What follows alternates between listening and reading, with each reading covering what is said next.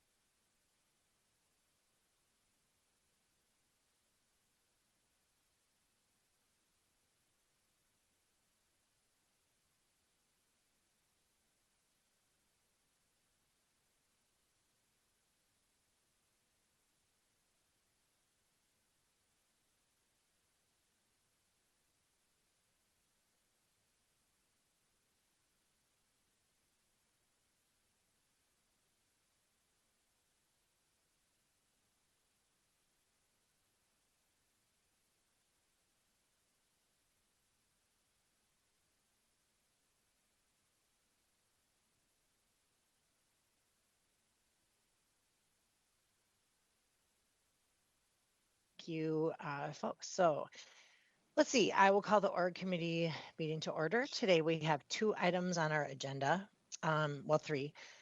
One is an overview of our budget process on the council side of life. Holly has a fancy PowerPoint presentation she's going to walk us through, and here is our opportunity, I think, to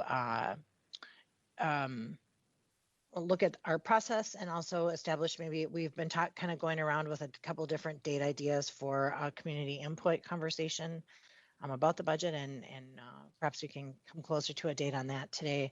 But we are we will get a virtual budget address tomorrow at noon. And at that point, our work truly begins in earnest. So I think this is a great opportunity to see what's in front of us on budget. After that, we'll do our monthly round robin on boards and commissions updates. If folks have reports from the commissions and boards that they're on. And I will just like to say water is very well represented this morning on this meeting, as 3/4 of us are on the water board. And finally, other is on our agenda, and we do that if there are items that come up that are not necessarily boards or commissions, but things we want to raise awareness to, and just make sure that it's noticed. So we will start with Holly outlining our budget process and hopefully finalizing any decisions we need to make here as we walk in, or as the budget address is upon us. So thank you, Holly, for your work and leadership on teeing this up for us today. Good morning, council members and council president. Thanks for having me. As council president mentioned, I'll just give a quick update on the city council's budget process for the up and coming 2022 budget year.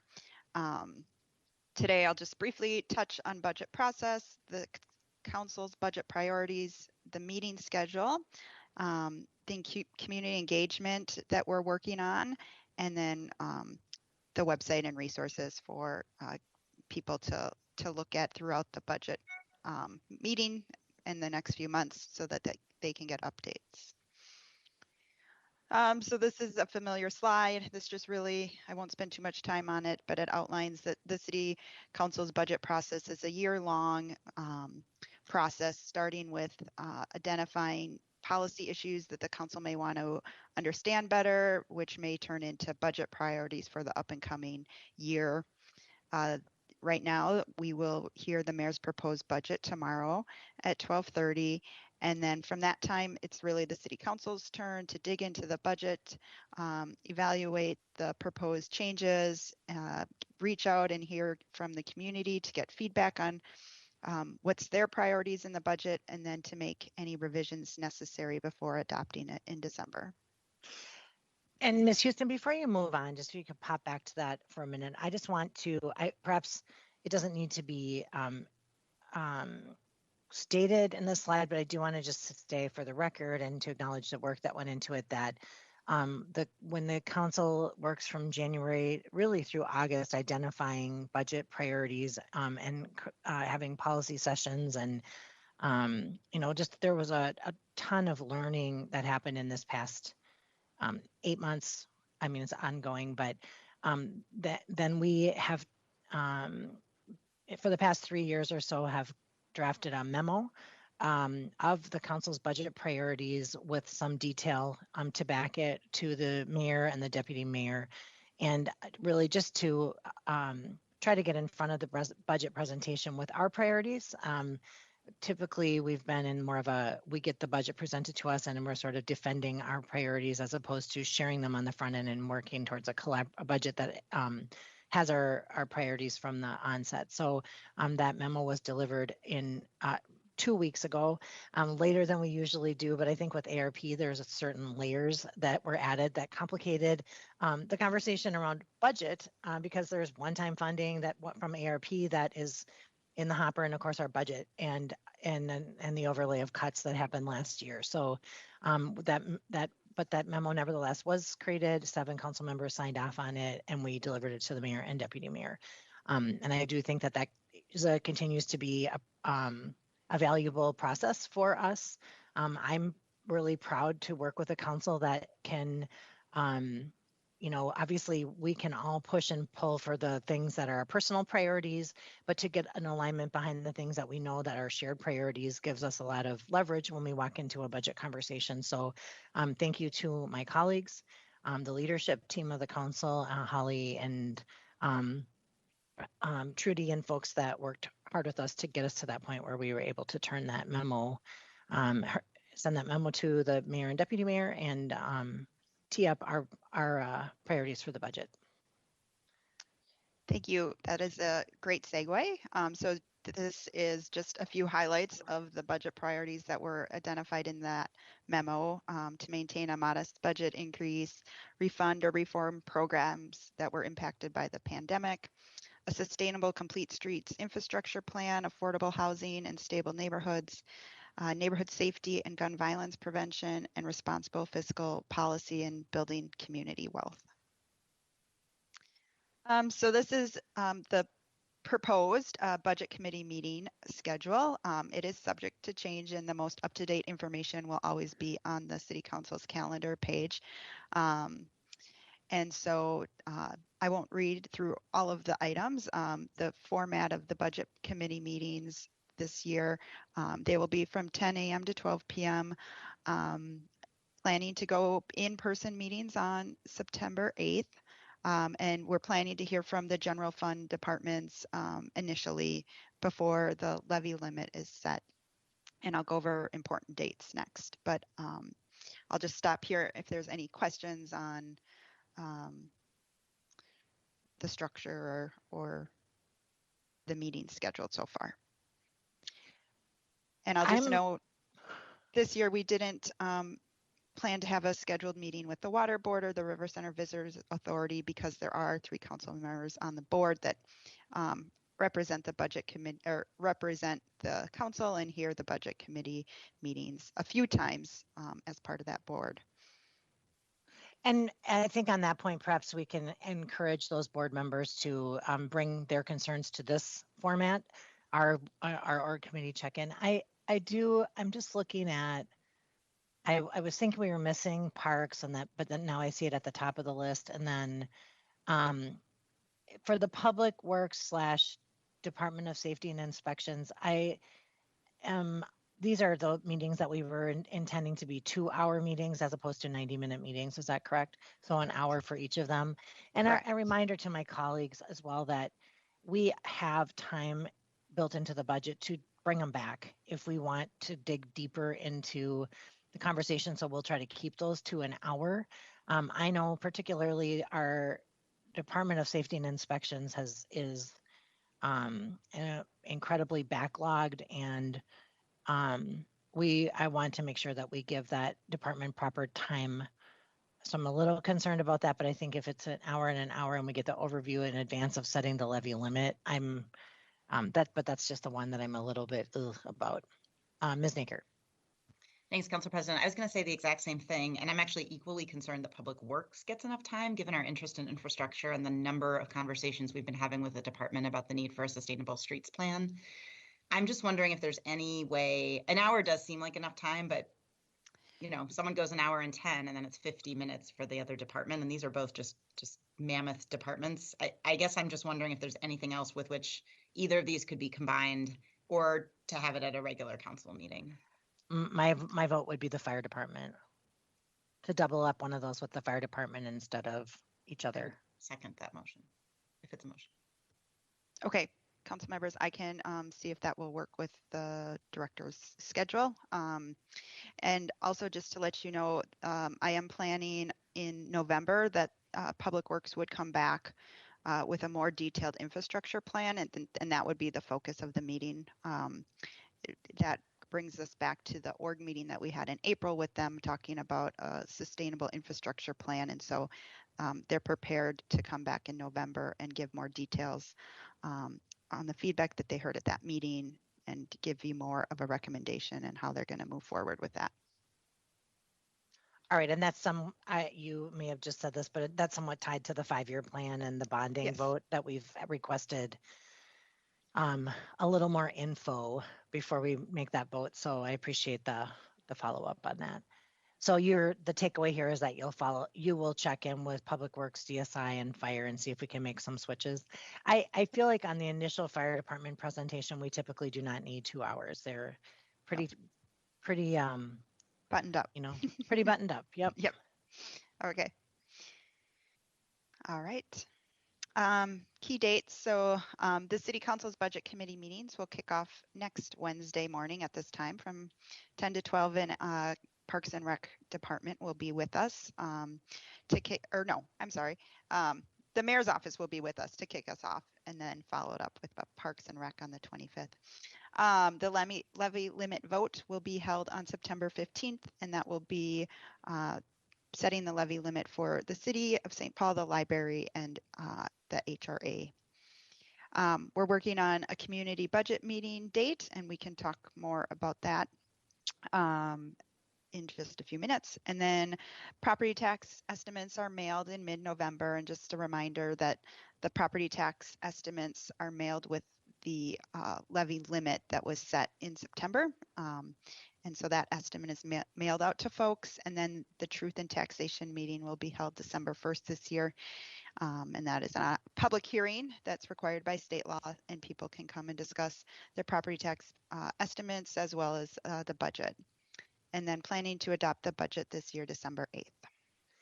And then on you mentioned this, but on the levy limit vote, we're going to do, the library board meets that day, right? And then we're going to use do our typical, or our favorite maneuvering where we recess, convene, vote, adjourn, reconvene, to be able to have those levy limit votes all take place on the same day. And I know, and it's fun, especially when we're remote. Oh, we will probably be in chambers that day, so we get to do it in IRL. Yep, correct. Okay. Council President Brennan will do some switching of the hats that day. Okay, great. Yep. So public engagement opportunities that the City Council has identified to reach out to the community is to, I'm sorry, this was an old date. So this September 15th needs to be changed. That's TBD. Also working on a budget survey that we would take comments from September through December. The budget committee meetings are always available online. You can watch in person or the recording after, and the materials from the departments are attached to the agenda so that people can access that material. We encourage people to email, call, or meet with council members. And then, as I mentioned, a final public hearing December 1st. And the resource here is people can go to stpaul.gov/council budgeting, and that gives the tentative schedule as well as resources to the budget documents, the calendar, the budget process video we made a few years ago, the city property tax calculator. So all the resources are at that. And then we also have our council budget email address. Great. Ms. Naker has a question. Thanks, Council President. Actually, just a comment back on the public engagement slide. I wanted to state for our millions of watchers, viewers at home that I really hope people do engage in the budget process. I think often we struggle as a council to figure out the best way to make the information really accessible. It's dense, it's financial, and I know people's eyes tend to glaze over, but just to encourage people that you really don't need to have reviewed the city budget in depth or to have a degree as an accountant or anything like that to weigh in on the budget. It really is just sharing what your priorities are and where you want to see your dollars being spent. And it can be as generic and as high level as that. So just wanted to say that because I think sometimes it's a bit intimidating to engage in this process.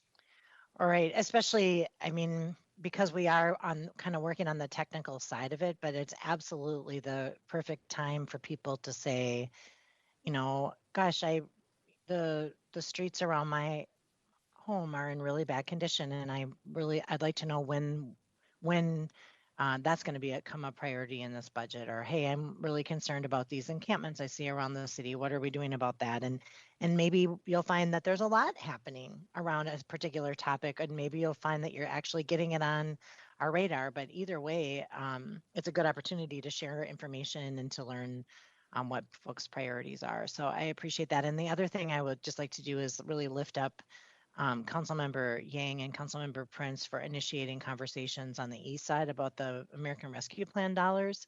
I know that they've had great success with participation on those conversations. And I think they're really kind of true to what Ms. Naker just said, kind of free form, maybe things that wouldn't necessarily be part of ARP funding, or maybe things that would actually belong in this year's budget. No matter, it's really good to hear from community members and get them engaged. And I know other council members are looking at opportunities to emulate that great engagement work that happened on the east side. I know Ms. Naker has some community coffees with a focus on ARP. Mr. Tao and I are talking about some collaboration as well. So and I think maybe Mr. Tolbert and Ms. Naker are talking about something down on West 7th. So keep your eyes peeled for those buddying up meetings. But I just really appreciate the leadership and initiative, trying new stuff and seeing what works. And if it works, let's do it other places. So thank you for that, Ms. Prince and Ms. Yang. And that concludes my presentation. We can discuss the community engagement event if you'd like, and a possible date for that, and maybe also just date, format, that type of good stuff. Yeah. So I think two things on that, and one is that we really believe it's important that to the extent, unless it becomes impossible, that we really want to have all council members available on the date of the hearing. And we also do not want to schedule it for a religious holiday or other date that is just not accessible for folks. So unfortunately, that means we're probably looking at the very beginning of October as a day to have this conversation, but it's still 2 months before we set the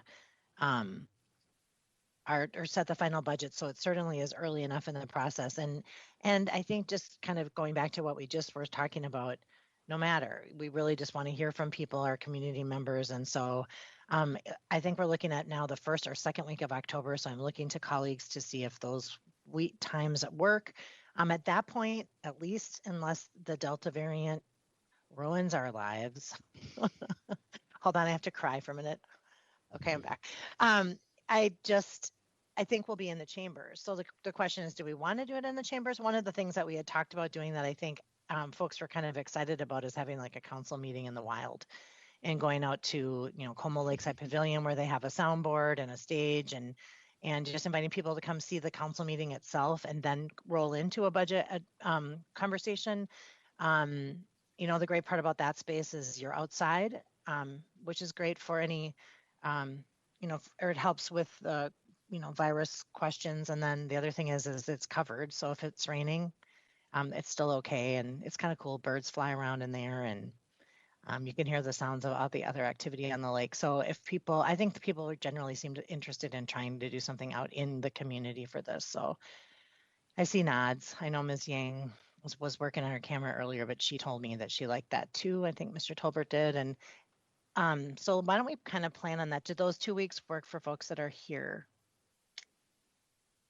I think that by that point, the music in the park series will not be happening on Wednesdays. Oh, I got a thumbs up from Ms. Yang. Mr. Tolbert, are those okay for you?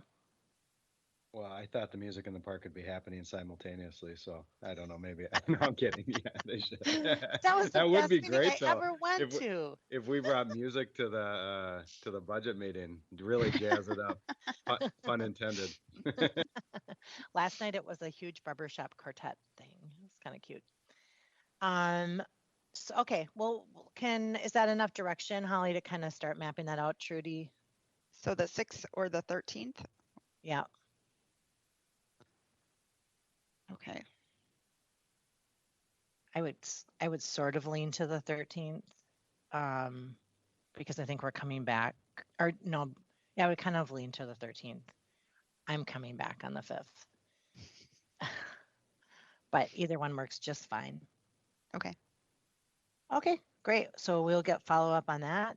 Ms. Naker. Yep. Thanks. Just before we move on from that, I know we were sort of joking about the music, but I do think actually if we're going to be outside in a beautiful park, it would be very accessible and maybe kind of cool to invite people to bring a picnic and, make it more family friendly for people to just feel like they can come at the time when we're having our council meeting and not have to scramble around dinner. And it could be a community event in addition to being part of our meeting.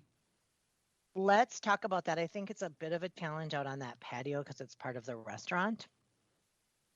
So they can have a picnic, but it's kind of like bringing food into the zoo or the park or the pools. But I'm sure we can navigate it, especially if there's not music out there. So, but anything to make it feel more like a gathering, a fun gathering, and less of a talking heads blabbing about finance. Okay.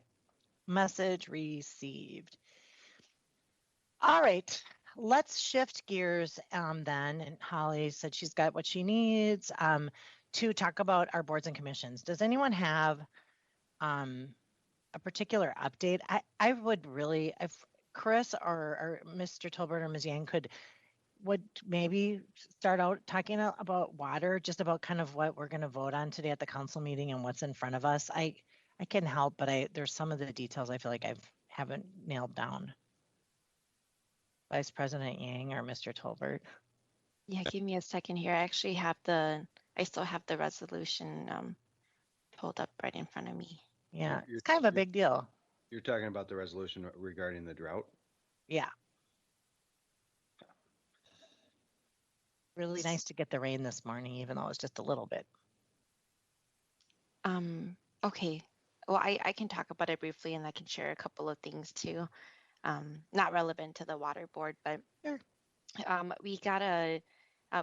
We got a presentation basically about work happening within the water board, and there's currently a response, but an action, almost like an action response step being put together on how we would respond to a drought if that were to happen. And like we are actually like in a moment right now where we are preparing for the moment when like a drought is declared, and we're just being really proactive right now, which is why the council is, the water board already voted on this resolution on what we would do in the case that happened, and now it's being brought to the city council. And so it's like a 4 to 5 tier step on what would happen. Right now, what we are doing is basically asking folks to volunteer to cut down, when they are using like water usage for watering their lawns or, their gardens outside. So this isn't anything to do with like household water usage within the household, but it's more for outdoors. And so we're asking folks to volunteer to only water, like if you have an even household number, water on the even days. And if you have an odd number household, water on the odd days. And don't water between the hours of 12 to 6 because that's when evaporation levels are even higher. And so which is something that, I mentioned I'm from a family of farmers. And so my family members, they don't water their crops at all from like 12 to 6. So it's very valid. And I think it was really good for our staff to include that as well.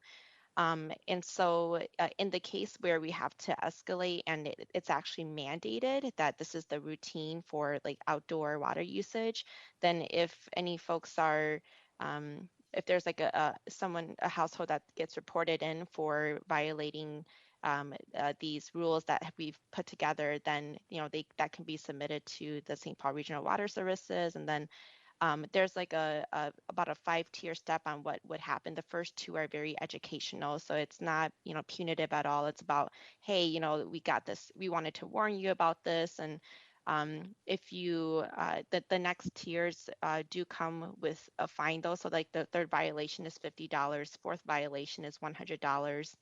5th and all additional violations are $150 plus water shut off to the property until the fines are paid for. And so from the feedback that we got in the water commission, folks are really supportive of having those first 2 steps be very educational, because we want to make sure that we build a culture around people actually like working together and making sure that we do reduce like the water usage in our community, as well as it seems like this drought is nearing us. And so that's basically what we're voting on, and it did go through the water board. A lot of folks, raised their concerns around, engagement and how this would be communicated to our communities, especially communities of color, families who are immigrants, refugees, and our working class families as well.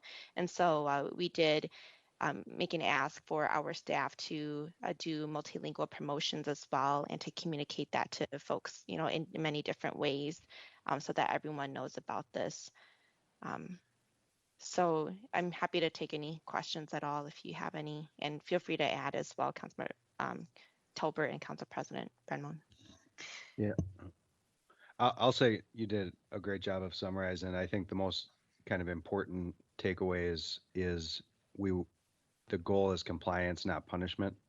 I think that's the most important thing as we go through this phasing. And they did a nice infographic of where we are in the drought, similar to what the governor's been using for the COVID, or used last year with the COVID opening up.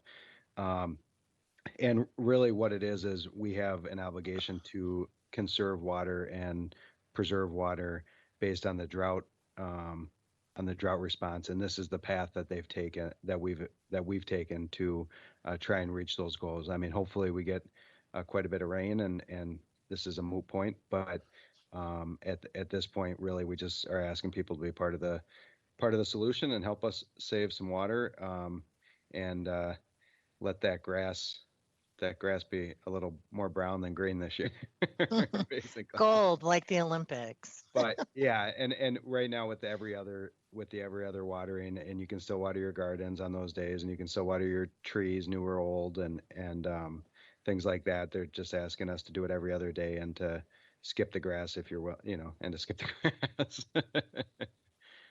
Yeah, and just one other thought on that is that yes, please do water your trees. It is an investment in our urban canopy, and losing baby trees, or even trees that are somewhat mature, is at the end will have consequences for our water and our environment as well. So we wrote in an exception for watering young trees, but do make sure that you're doing that in this drought. And the other thing is, and these were questions that I've heard from a few folks is, I went past a park and they were watering and they're on the odd side of the street, or I went past the golf course and they were watering, and how can they water if we're in a drought? And just a little bit of information on that is that a lot of parks have many addresses based on many different frontages of their streets, and they are working to comply with the every other day ordinance right now, and trying to just water to Mr. Tolbert's point, the things that are necessary to water, and not the entire grassy lawn. And similarly, the golf courses don't draw from St. Paul Regional Water Services. They have deep wells, and so they're on a different system, but they also, like the city and the state, have drought plans. And when we move from, yellow, orangish, where we are right now on the warning scale, up into the red, then different protocols take place, and we will make those changes. I know that the board talked about the importance of keeping our pools open, keeping our splash pads open. And so when Mr. Tolbert was talking about, like, these are we need to conserve X number of units, I think it's like 10 million a week. The way that we're doing that is through the watering and through the outdoor lawn care, and not through, I think they even said if your kids are outside playing in a slip and slide, that's okay. The problem is just having a watering sprinkler running for hours on end to try to have that green turf.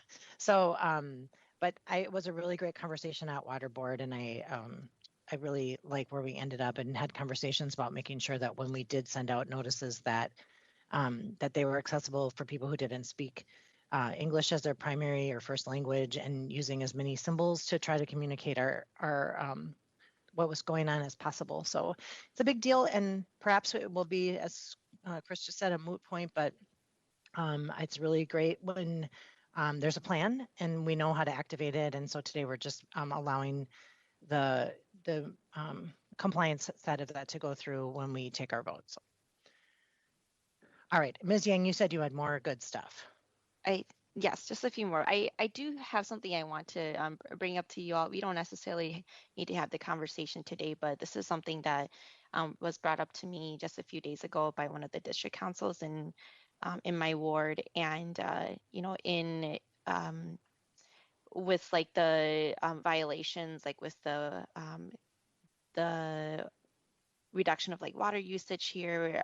And as we, this made me think about like what we're working on too with administrative fines and fees as well. They asked like how we can start to draw away from using the fines and fees as a violation. Some, especially for families who are like struggling financially, this is some like to have that be sort of like the status quo for what it looks like when there are violations is very classist. And I do feel that way too. And I think like it really pushes me to think about how we can do things differently. I don't In that conversation with them, we didn't come up with like any ideas that were set, but I think that this is something I'm really interested in talking a bit more about. For me, I remember growing up, I always saw like community service as something that people always did. It kind of seems like that's not something of the norm anymore.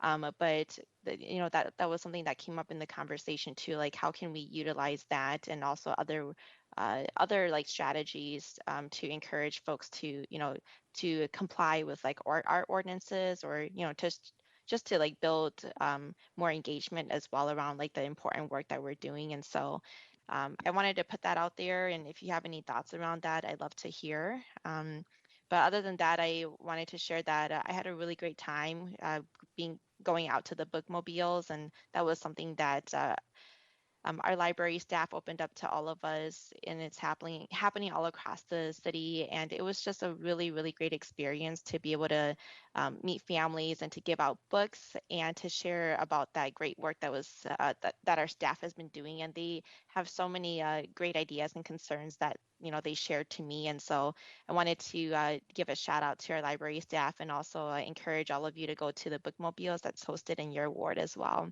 I think you'll have a really, really fun and engaging experience there.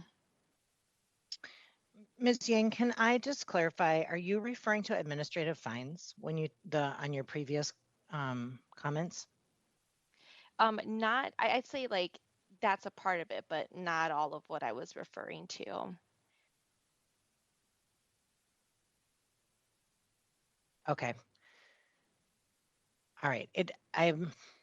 I want to track with what you're saying, and it felt like we were starting to talk about administrative fines. And so if that's something that's going through the Charter Commission right now that we requested that they looked at, so we could add it to retroactively to ordinances, or proactively as we move through any new legislation. But it wouldn't be with the decision for applying any sort of administrative fines still would lie within the council. So we would retain that authority.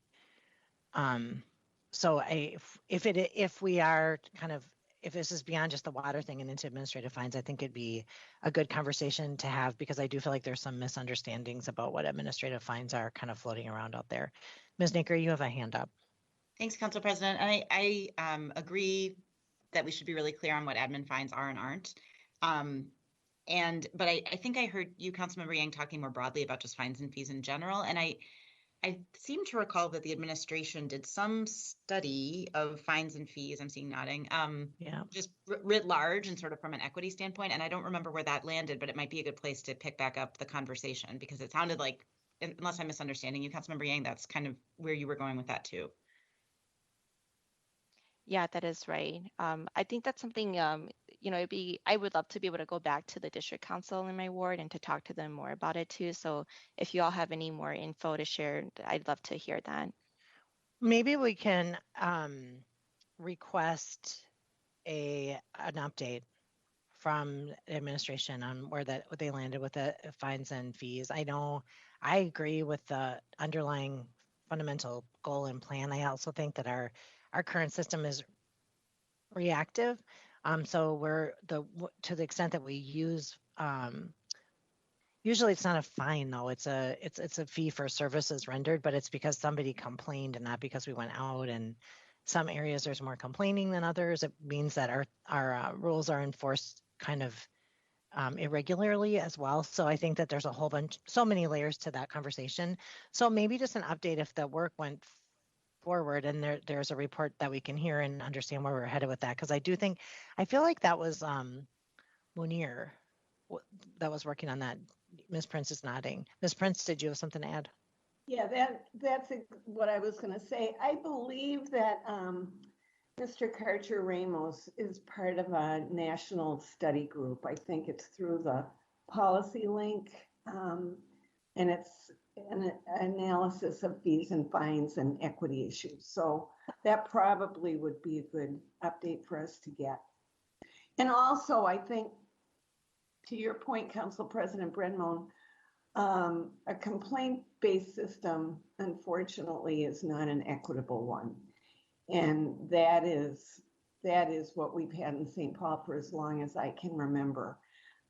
And that may take some revisiting too. I'm not sure where we go on that, because we would never be able to staff adequately to have inspectors just sort of patrolling the streets generally looking for violations. So I also think though, like on that point, that's when we talk about the equitable distribution of that work, is that there are also areas, at least in my ward, where people don't call in anything and they like it like that. And if we went and, you know what I mean? And so the inequities are not necessarily just that some areas get targeted more, because I would say that areas in my ward that have more complain more, and areas that have less complain less, and therefore get less services, but they might like it like that. You know, and we discussed it a little bit with the parking in the front yard conversation we had a year or so ago, where it's like, you know, those are kind of let the sleeping dog lie issues, because when we open them up, we see how thick and deep the problem really is. So it's a great conversation. I would love to hear the report back about that, but I agree. It's oof. It's a big one. yeah, It's a big one. it is. It's like sometimes you're like, oh, be careful what you wish for. I always sometimes I think, folks bought a house in this neighborhood because they wanted to put their boat in the driveway, because everyone else did.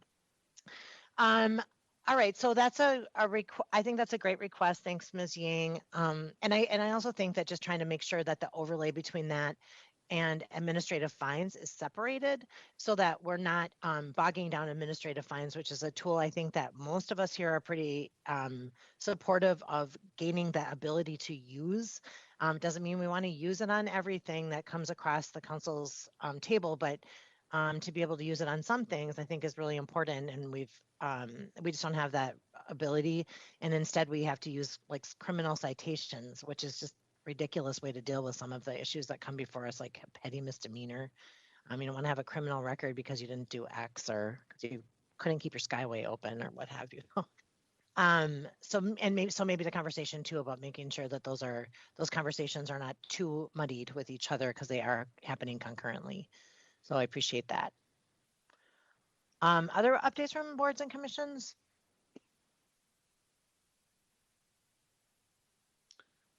I'll say I've been on the Transit Advisory Board since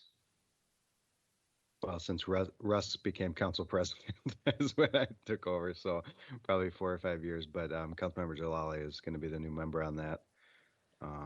She's taking over next week. That would be the major update. But water is the most important otherwise, and I think we covered all that. Great. I know this is a kind of the quiet time for boards. I'm trying to a lot didn't meet Yeah. in the past couple months. Yeah, I know the policy sessions for the League of Minnesota Cities met, and we had our first in-person meeting, which was hybrid, and that worked just fine. And I think especially for some of these commissions and committees that are a mix of, I think we've often said that water board's like the easiest board for us to be on, because at 5 o'clock we just stroll down to the legislative hearing room. Whereas sometimes GIP TAC meets at Colburn, and you got to figure out where that is. on a bright, crisp morning. So like these opportunities, again, we talk about it for our community members, but as board members, it's can make service on these boards easier for us. And easier for us to be tuned into that. So it was a great meeting, changing of the guard with the leadership, and I'm looking forward to like I think I mentioned this a few times, but I would just say on the League of Minnesota Cities that I'm hearing more and more cities sharing our concerns and challenges and more aligning with the major cities with some of the priorities at the legislature, because they're having similar experiences with housing, with transportation, with community, well, with public safety and so on. And so instead of feeling like we're at odds with outstate and suburban communities, I feel like we're very much in alignment. So that to me is very heartening. Ms. Prince, then Ms. Naker. Yeah, I just wanted to check in on a few of my boards and commissions. As you know, I'm on the community action programs of Ramsey and Washington County Board, and I'm really pleased to have heard from our housing staff what a good job CAPRW is doing with getting rent out to folks who are facing the end of the eviction moratorium. They have a streamlined and simplified process, and it's something that I think CAP has done a really good job of doing. It was we had contracts with several of our surrounding towns. I think Woodbury, Roseville, and Maplewood to process CARES Act assistance last fall. And so I think in terms of being a great community partner, we should always think of CAPRW, and especially because of the reach they have to people living in poverty in our community. I don't think there is another organization that goes as deeply into the needs of the community around poverty because of the Head Start program. We just have such extensive networks and connections. So anyway, that's been a good experience.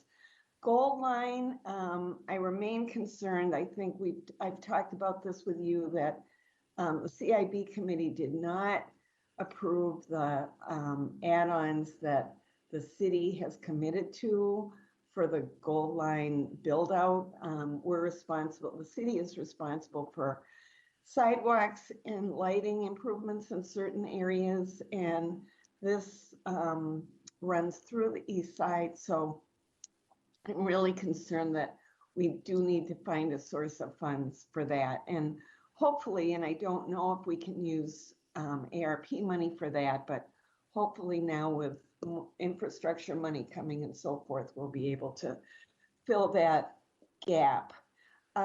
Visit St. Paul has made a request for ARP funding, and so that's something to keep an eye out for.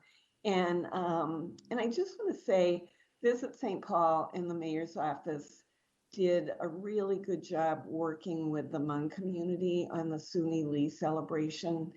It was such an incredible event, and really to put the East Side in White Bear Avenue in the center of that celebration of a hometown hero was really special for the East Side. So thanks to Visit St. Paul and the mayor's office for their work there. And then on reparations, Marcia Mormond is staffing this for us. And right now they are going through a really thoughtful onboarding process with individuals on the committee to make sure that they can figure out how to use Teams and so forth and so on.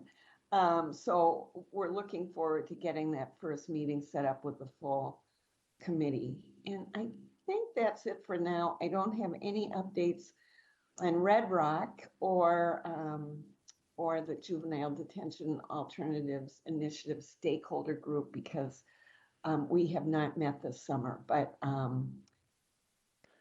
so that's it for now, I think. Thank you.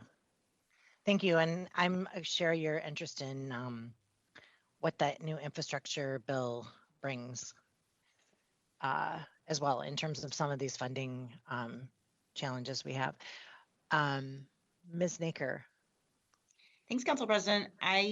My boards and committees have been really, really quiet, so I don't have a ton to report, but I hate to sit quietly during a meeting. So I meet tomorrow with the Heading Home Ramsey new Continuum of Care board, which I believe we received. Did we already receive an update on their work, or is that coming up? I may have missed the meeting where they came. That was last week, yeah. They came. Okay, great. So folks are more familiar with their work. And I thought I would ask this group because I plan to bring an idea to that body tomorrow, and I wanted to see what people here think.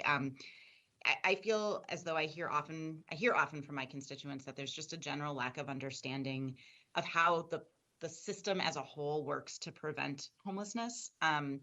Not only when it manifests in encampments and people living outdoors, but just generally the theory of change behind how to move someone from this condition of vulnerability and need to self-sufficiency and permanent housing.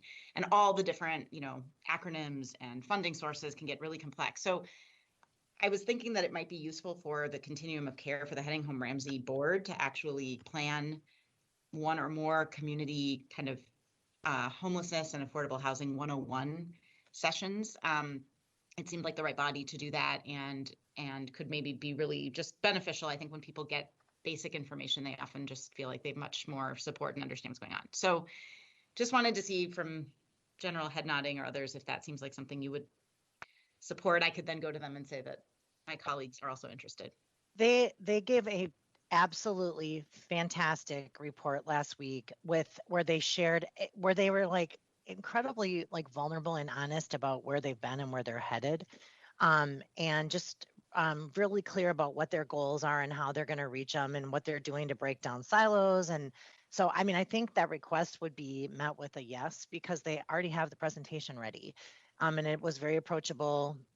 So I mean, I think we were all just sitting here like, wow, this is great. I'm proud of, to be part of this, really in front of the curve in terms of, and the other thing that they said to us, which was interesting, was that they were not getting the outcomes or not tracking the work that they were doing, and actually delivering on outcomes in a way that was getting us less funding. And so, they're really motivated to do a better job because it will ensure that we get more dollars directed to us. So I would say 100% interest in making that request. And I don't think it's a big ask because they're ready to do the presentation. Great. Thank you. Other stuff. Does anyone have other stuff? I will just wanted to draw your attention to just as this falls into the other category as well. Minneapolis passed a truck parking ban just this last week in response to the proliferation of semi-trucks with or without payloads that are parking on residential streets in the area. And I'm trying to learn a little bit more about why this sudden change. It seems like CDL drivers are independent contractors instead of working for a trucking company more and more often. And so there's not parking as part of the work that they're doing.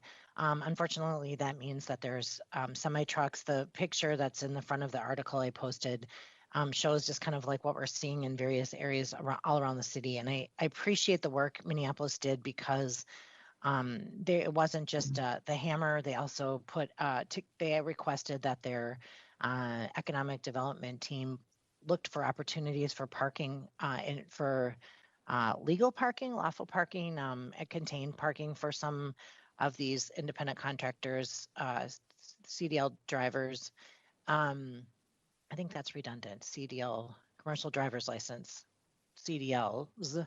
And I got the language. I'm looking at it. I'd like to bring something like this forward in St. Paul, primarily because I think that sometimes, like the proverbial tube of toothpaste, if Minneapolis outlaws something, or then it's going to come over in our direction. And our roads are not designed for semi trucks and payloads. Our residential neighborhoods should not have semis parked in front of their homes. have seen a ton right over on the city line at 280 and 280 in Como area. So you can see they're moving this direction already. And so I'm just got the language. I'm looking at it. I do, as I just want to reiterate, I do appreciate the thoughtfulness with how Minneapolis approached this. It phases in on January 1st. It comes with a smaller penalty in the beginning, and then over time it grows. But with the coordination around finding appropriate places to park, and so there's a solution attached to it. I would just also like to raise awareness around the increasing number of RVs that are parking on our streets as well. And again, those aren't allowed to be there. And the question that comes to mind for me is, how are we going to be street sweeping, plowing, potholing, et cetera, when we have trucks and RVs parked all over our residential streets? And I think that we're feeling the impact of Minneapolis ahead of us on some of these matters, and folks moving over to St. Paul. So I just want to kind of just bring that up now so folks are expecting it when it comes. I have no preconceived notions of how to do this. I do appreciate the way Minneapolis has approached it, and I think that we need to act. And of course, I know that this body does those things thoughtfully. And I know that police, public works, the city attorney's office, and PED are all part of an ongoing conversation, but I think that conversation needs to come to a head and move forward with the policy before the snow flies, actually before the leaves fall. So I'm going to continue to push that. All right. So, and that's the article that I posted is a really good summary of the process how it moved through, what amendments were added, recognizing again that this is a livelihood of some people. One of the things I thought was really interesting, and this is like one of my soapbox issues, but it's like, somebody said in the article, well, like my husband is an overland trucker, and if he has to look and look and look for a place to park, then it slows him down, and he doesn't get his deadline, and so then he doesn't get paid this bonus, or he doesn't get paid what he's supposed to get paid. And it's another example of companies that are using our city as their business, canvas. But not participating in property taxes because they no longer have a bricks and mortar location. So, I'm sorry that your partner was not able to get their bonus because they couldn't find a parking spot in St. Paul, but like we're keeping up these streets with our property tax dollars, and the business you're working for isn't helping, similar to Amazon and other conversations that we've had about the increased use of our city infrastructure for business with no bricks and mortar to back it up and help participate in the cost of maintaining and building that infrastructure. So I'm off my soapbox, but I just want to bring that forward and say that I look forward to working with you all on that. Are there others? Doesn't look like it. All right. Well, it's only 11 o'clock, so we've got a little breathing room, and then we will convene again later today. Do we have HRA? No, Miss Prince, did you have a hand up? Well, I just thought of this. Last week, we secretly passed the resolution in honor of Joyce Maddox Day. And I just wanted to share a photo of the surprise at her house. Her husband, Larry Mabison, federal administrative law judge who's now retired, invited everybody over to surprise Joyce. And I hope you will just indulge me here in showing a picture of Happy Joyce receiving the resolution from the council. So thanks everybody for that. Joyce it was a landmark birthday for her. She definitely does not look her age, and she said afterwards that it was one of the great honors of her life. So I think it's important that we realize the impact of recognition by the city council.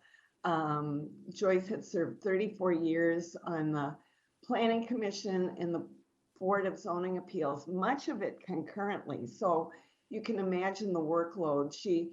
she worked as a bank executive through most of those years, and so she was doing basically 2 full-time jobs. So many thanks to this council, and thanks to Joyce for her amazing gifts to our city in doing some of its most important work and shaping the development of the city that we've become. So thanks everyone. I appreciate that update so much, and I did not even know that if you whispered something while you were passing it, that it stayed a secret. So I'm gonna have to use that that technique in the future. But I think it sounds like it was a total surprise to her. Well, Larry had broken the news to her about a half hour before we all got there. So I was a little disappointed that Larry. nobody who saw us on TV had broken the news to her. So it truly was until her own husband broke the news to prepare her for it. Yeah, it was a great surprise. So thanks to all of you who kept it a secret. That's great. Thanks for that update. All right. It's a good note to wrap up the other section of our agenda. So thanks, folks. We will see you later. There's nothing else to come before us, so we are adjourned.